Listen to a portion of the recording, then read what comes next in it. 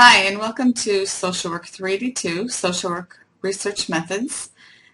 This is an introduction for those of you who missed the orientation live session or for those of you that just want to go back and review. So we're going to start at our Humboldt State website, and up at the top right, we're going to click on My Humboldt. This will take you to the portal login, and this is your Humboldt login, so go ahead and type that in.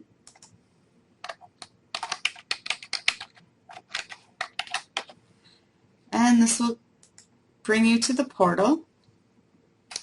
At the top right, you'll see that there's the Gmail link. This is a very important link for you to check your email on a regular basis. This is how your social work faculty will contact you, through the HSU Gmail. The next link over on yours will say Student Center and then Moodle. So we'll click on Moodle, and this will take you to your Moodle courses.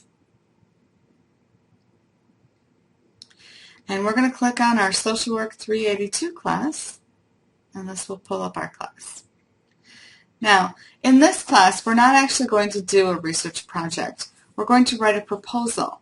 So we'll go through all the planning and designing of a research project, but not actually carry it out. And you're going to do this in a group. So you'll be working in a group throughout the whole semester. What I want you to notice at the top, under Course Overview, are some important documents and links that you need to know. The weekly lectures and announcements. Every Monday, check on there because I'll be posting something every Monday telling you about what to do for this week, what's coming up, what assignments are coming up due, and reminders.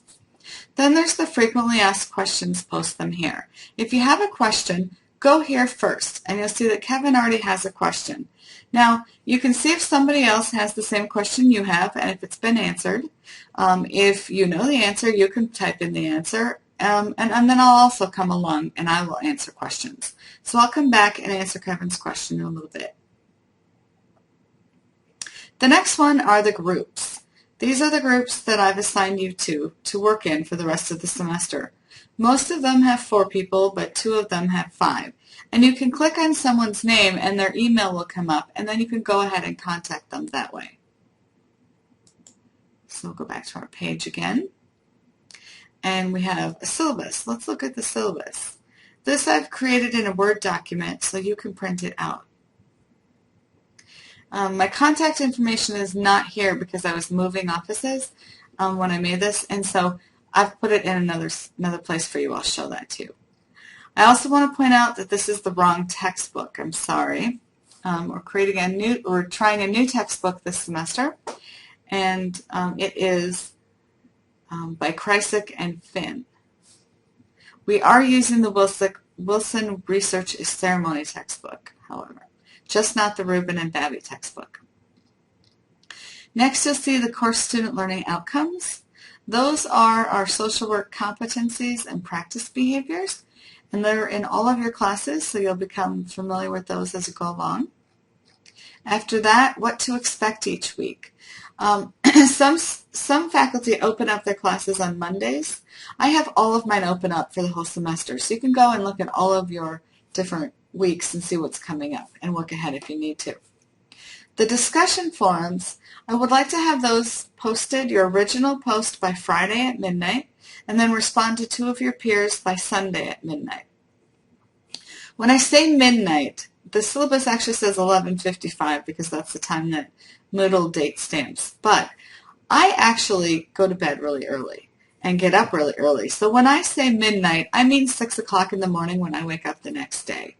So if you work at 1, 2, or 3 in the morning and that's a really good study time for you, don't worry about it. It won't get marked late. I have my course policies next. This is a 4-credit class, so you're expected to put about 12 hours a week into this class. And this is not a self-paced class. Your participation is coming to online sessions, the live sessions, and also doing the discussion forums, so make sure you participate in those. I generally don't accept late assignments. If something is going to be late, you need to contact me before the due date, and you need to have extenuating circumstances. Otherwise, make sure to get it in time. We don't want to have incomplete grades because they hold us up, so try really hard not to do that. And then after that, on the syllabus, there's some tips for success. And attitudes and technical skills required are HSU policies. We'll skip through those. If you need accommodations, let me know right away so I can accommodate you and do what we need to do. And evaluation. So what are we going to get graded on? So the main part of this class is the research proposal that you're creating. And it's done as a work in progress. And by work in progress, what I mean is we're doing 5 different papers and we're doing rewrites as we go along. Okay, so it's a learning process.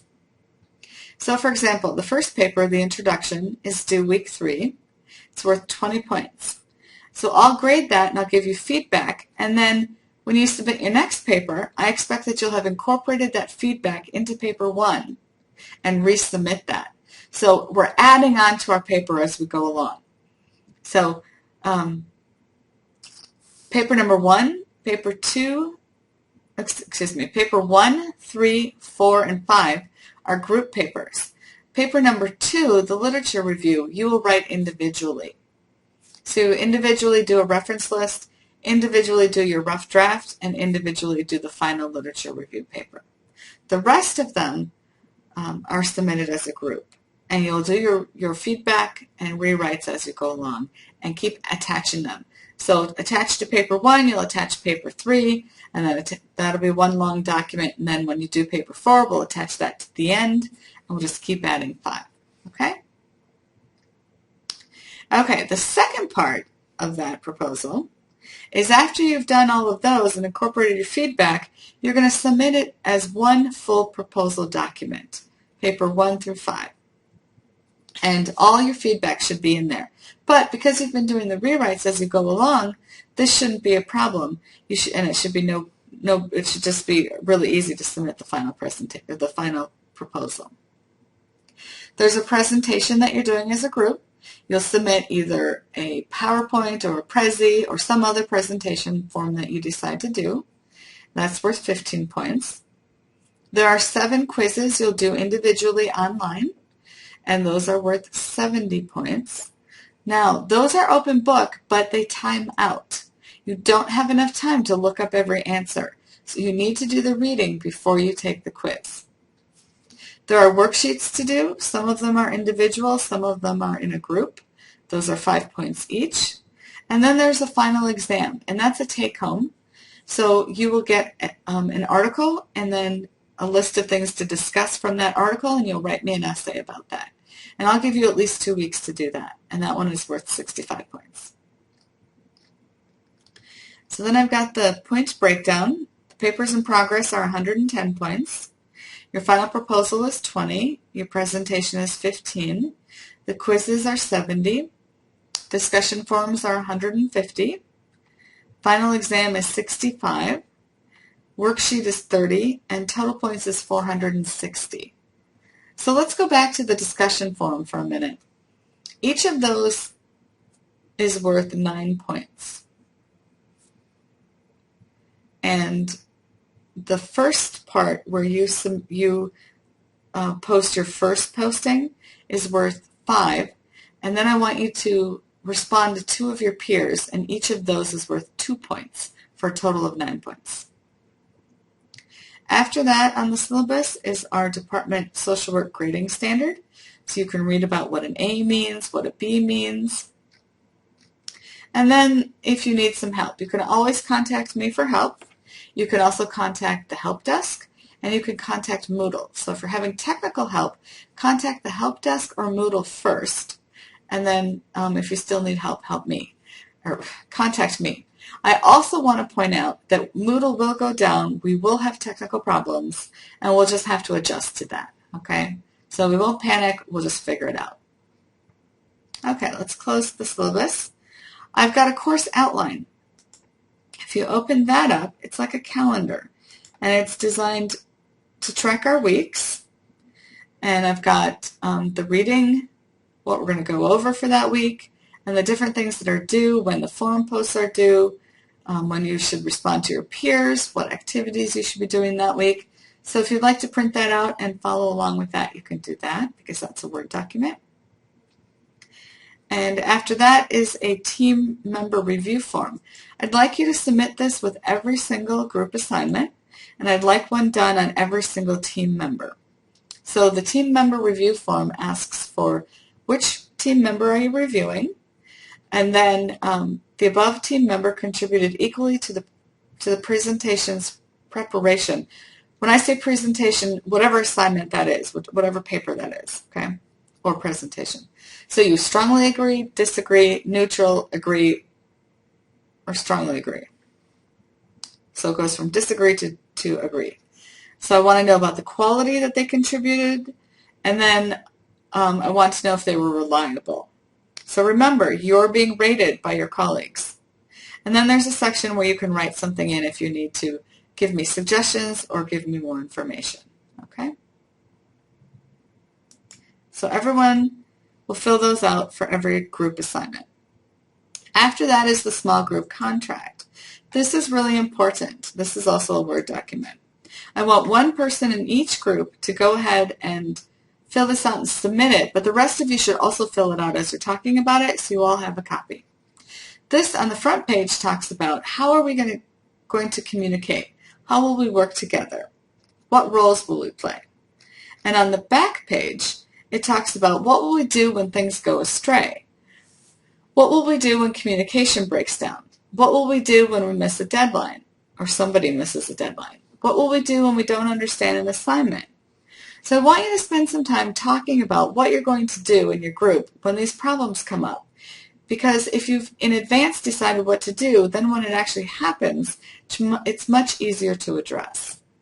So I will ask you when you come to me and say, we're having trouble with a group member, I'll say, what did you say you were going to do? And then I'll ask you to go do that. So I want you to try to resolve it first yourself before I get involved. Okay.